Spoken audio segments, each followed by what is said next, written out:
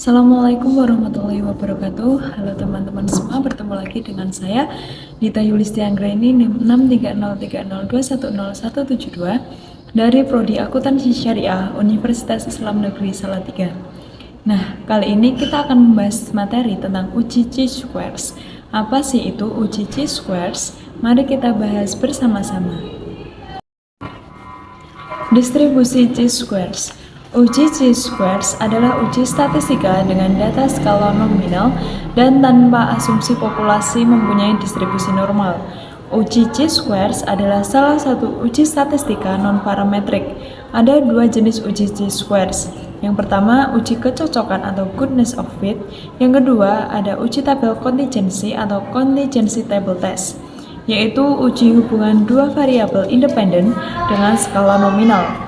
Distribusi chi-square merupakan salah satu distribusi probabilitas kontinus. Formula distribusi chi-squares ini. Baik, selanjutnya ada sifat penting dari distribusi chi-squares. Ada beberapa sifat penting dari distribusi chi-squares, nilai dari 0 hingga tak terhingga, sehingga tidak pernah negatif. Bentuk distribusi ini adalah condong ke arah positif atau positively skewed. Ada beberapa bentuk distribusi chi-squares atau family of chi-squares distribution yang tergantung dari besarnya degree of freedom-nya.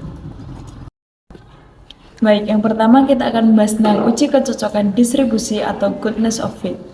Uji kecocokan distribusi atau goodness of fit untuk mengetahui seberapa baik data mendukung asumsi tentang distribusi populasi. Uji goodness of fit ini menguji apakah terdapat perbedaan antara frekuensi yang diobservasi atau observed frequency dan nilai yang diharapkan atau expected frequency. Uji kecocokan distribusi dengan frekuensi yang sama. Nah, sebagai contoh, dealer sepeda motor Salsabila di Malang mencatat bahwa penjualan per bulan selama tahun 2019 bervariasi dari satu bulan ke bulan yang lainnya, seperti yang tertera pada slide berikut. Nah, berdasarkan data penjualan bulanan tersebut, apakah bisa disimpulkan bahwa penjualan sepeda motor tidak sama per bulannya? Nah, yang harus kita cari yang pertama yaitu membuat hipotesis 0 dan hipotesis alternatif. H0 tidak ada perbedaan penjualan bulanan tahun 2019 atau distribusi uniform, dan sedangkan HA ada perbedaan penjualan bulanan tahun 2019, bukan distribusi uniform. Dan hal itu memilih tingkat signifikansi yaitu 5%. Uji statistik chi-squares dengan asumsi frekuensi yang diharapkan sama, membuat keputusan nilai X kuadrat kritis dan alfa sama dengan 5% dengan DF sebesar K-1 sama dengan 12-1 dan dihasilkan 11 sebesar 19,67, di mana K adalah jumlah kelas atau kategori. Nah, dari perhitungan tersebut dapat disimpulkan bahwa nilai X kuadrat hitung 24,64 lebih besar dari X kuadrat kritis sebesar 19,67, sehingga kita menolak hipotesis 0. Kesimpulannya, penjualan sepeda motor tidak sama per bulannya atau penjualan sepeda motor tergantung dengan bulannya. Nah, selanjutnya kita akan membahas tentang uji kecocokan distribusi dengan frekuensi yang tidak sama. Survei membuktikan sebanyak 400 rumah tangga dengan 4 anak menunjukkan distribusi sebagai berikut. Jumlah anak wanita 0, 1, 2, 3, 4, jumlah anak pria 4, 3, 2, 1, 0. Jumlah keluarga 16, 89, 145, 118, 32. Apakah kita bisa menyimpulkan bahwa kelahiran anak wanita dan pria mempunyai probabilitas atau kemungkinan yang sama pada alfa dengan 5%? Nah, sama seperti yang tadi, kita membuat hipotesis 0 dan hipotesis alternatif. H0 tidak ada perbedaan probabilitas kelahiran anak wanita dan pria, sedangkan HA ada perbedaan probabilitas kelahiran anak wanita dan pria. Dan hal itu memilih tingkat signifikansi yaitu 5%. Uji statistik chi-squares dengan asumsi frekuensi yang diharapkan sama membuat keputusan bahwa nilai X kuadrat kritis pada alfa 5% dengan DF sebesar 5-1 sama dengan 4 menghasilkan sebesar 9,488. Nilai harapan dicari melalui probabilitas binominal dengan probabilitas kelahiran wanita dan pria adalah 0,5. Nah, dan berikut adalah contoh perhitungannya yang saya tampilkan di dalam slide tersebut.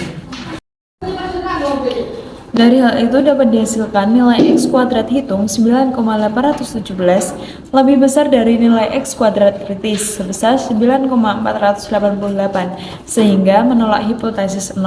Kesimpulannya bahwa probabilitas kelahiran anak wanita dan pria itu tidak sama. Nah, sekarang kita akan membahas tentang uji hubungan antar dua variabel skala nominal dengan tabel kontingensi. Apa sih itu tabel kontingensi?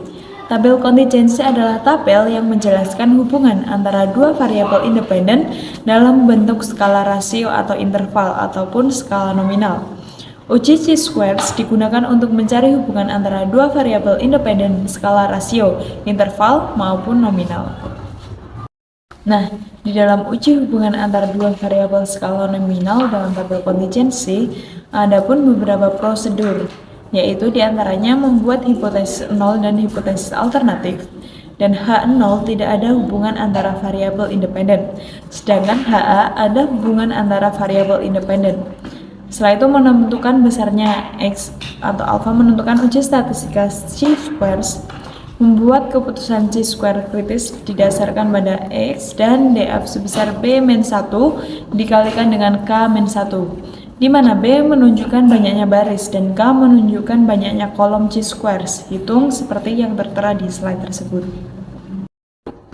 Nah, sebagai contoh, Direktur Pemasaran Koran berskala nasional ingin mengetahui hubungan antara lokasi tempat tinggal pelanggannya dengan berita yang dibaca pertama kali.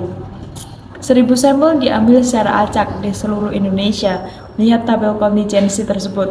Apakah dari itu kita bisa menyimpulkan bahwa terdapat hubungan antara lokasi tempat tinggal dan berita yang dibaca dengan alfa sebesar 5%. Nah, berikut adalah tabel kontingensi hubungan antara lokasi tempat tinggal dan pelanggan dan berita yang dibaca, seperti yang ada di tabel tersebut. Adapun prosedurnya dalam tabel kontingensi yaitu yang pertama membuat hipotesis 0 dan hipotesis alternatif. Yang kedua, H0 tidak ada hubungannya antara lokasi tempat tinggal dan berita yang dibaca. Sedangkan HA ada hubungannya antara lokasi tempat tinggal dan berita yang dibaca. Kemudian menentukan besarnya alfa sebesar 5%. Setelah itu menentukan uji statistika chi-squares dan membuat keputusan nilai X kuadrat kritis dengan alfa sebesar 5% dan DF sama dengan B-1 dikalikan K-1 yang dapat dihasilkan 3-1 dikali dengan 3-1 sama dengan 4 sebesar 9,4377. Nah, nilai X kuadrat hitung seperti di slide yang saya tampilkan. Dari perhitungan tersebut dapat disimpulkan bahwa X kuadrat hitung sebesar 16,4372 lebih besar dari X kuadrat kritis sebesar 9,3477 sehingga kita menolak hipotesis 0. Kesimpulannya, terdapat hubungan antara tempat tinggal dan berita yang dibaca pertama kali. Nah, baik, cukup sekian pembacaan materi dari saya tentang uji chi-squares. Semoga dapat menambah pengetahuan dan bermanfaat bagi kita semua. Jalan-jalan ke bandara, tidak lupa membeli makanan. Demikian pembacaan materi dari saya. Apabila ada kesalahan, saya mohon dimaafkan. Wallahu muwaffiq ila aqwamit thoriq. Wassalamualaikum warahmatullahi wabarakatuh.